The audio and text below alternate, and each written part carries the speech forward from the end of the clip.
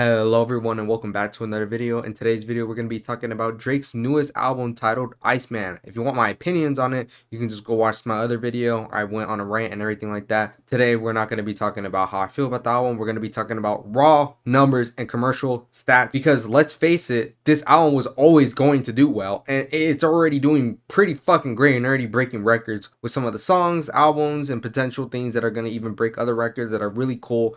And we're gonna see that. And yeah, overall this album is performing exceptionally well, better than I thought, considering he dropped 3 albums in one night. uh Obviously the other 2 albums, Made of Honor and the other one, they performed okay in terms of their streams, but that's not the one we're really going to be talking about today.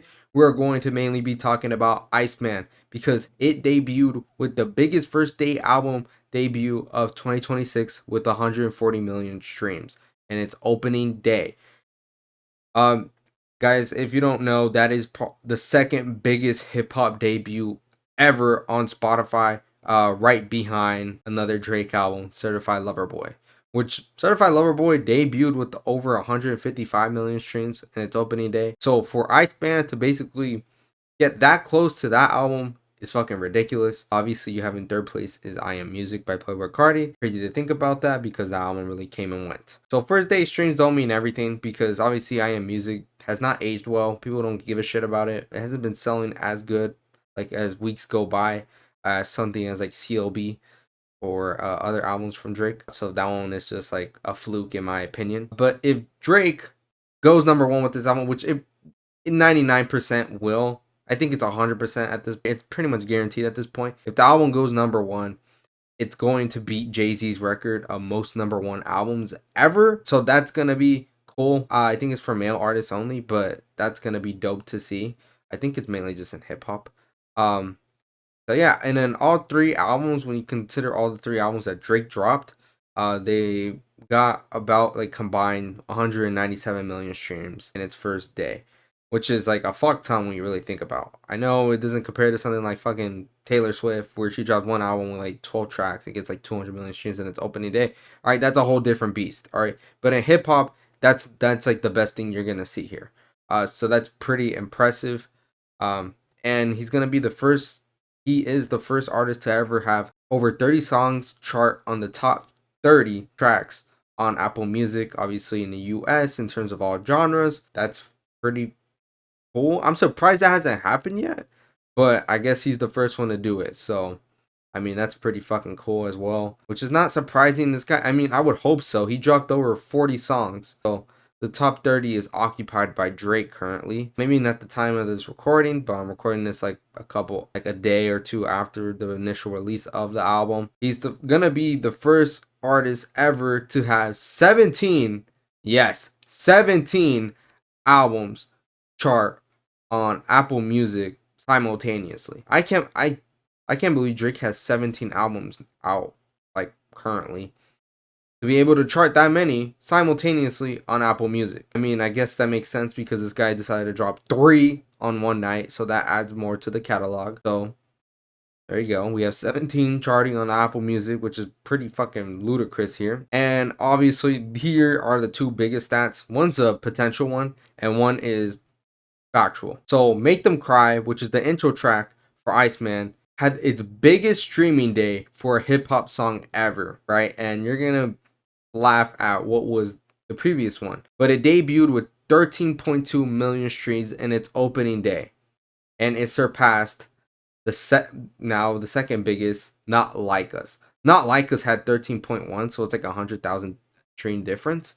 Uh, that's fucking crazy, because obviously, Not Like Us is about a diss song against Drake, and here Drake is gonna have the biggest debut for a hip hop song again, with just the intro track for his album, which is pretty cool to see, because this song in particular didn't have like a hook. It wasn't like a pop song. It was a straight rap song. So that's cool to see. One of the actual good songs on the album. And finally, if Make Them Cry goes number one on the Hot 100, he would officially surpass Michael Jackson with the most number one songs on the Billboard 100. And that he would beat him with 14. right? Because Drake, they're both currently tied, MJ and Drake. Right? He said reference it in first person shooter. Not gonna play it because then I'm gonna get copyrighted. But he said we're basically tied, and he only needs one more to beat him. And if this is the one, then he'll beat him and officially have the most #1 songs for a male artist, which is really fucking cool to think about. I know a lot of people want to shit on Drake and everything like that, but at the end of the day, these stats are really cool. And for like the biggest songs ever, Drake has literally, I think he has occupied the top 5 for like the biggest debuts for hip hop songs, and then one of them is from Kendrick Lamar, uh, obviously Not Like Us, which is funny because all of them are literally either from Drake or about Drake. So that's funny. I know a lot of people were thinking Kendrick was gonna like drop something to hinder his sales or whatever like that because his album randomly got taken down from Apple Music like a couple days ago on GNX is what I'm talking about here. So that's what happened, and obviously nothing happened from it. So yeah, these are some crazy stats that Drake has got for his album. An album that I genuinely just didn't like. All right, I already went on a rant and everything like that, but clearly people wanted to fucking tune in. I made a video like 2 videos ago talking about the rollout and how the ice blocks and everything like that built up more hype than literally anything else.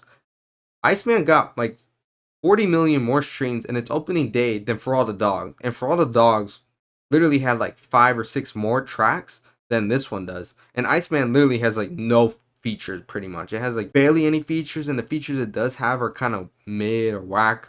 Like he has Future on there. He has Molly Santana. He's got 21 Savage. There's probably other ones, but they're probably underground artists. So like the only biggest artist he had on there on his features was Future. And that was pretty much it. So for him to be doing these numbers like this late into his career is impressive as fuck. People want to see this guy fail, whatever, get buried to the ground. They thought Not Like Us was a burial. Oh my god, he's already dead. Nothing was ever gonna happen. Like I never thought he was gonna just completely fall off the planet. That never happened. It was never gonna happen. It never made sense to me for it to happen.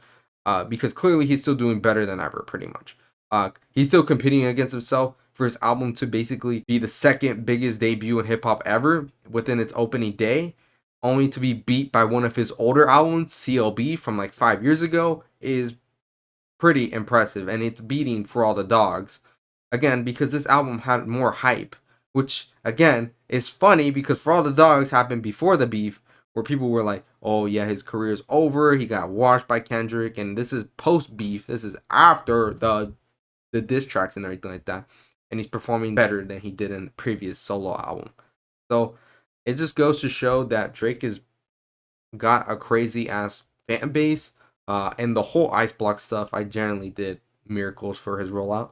It built a lot of hype. A lot of people were talking about it. Everyone's posting about it. Just like right now on Twitter, everyone and their mama is talking about it.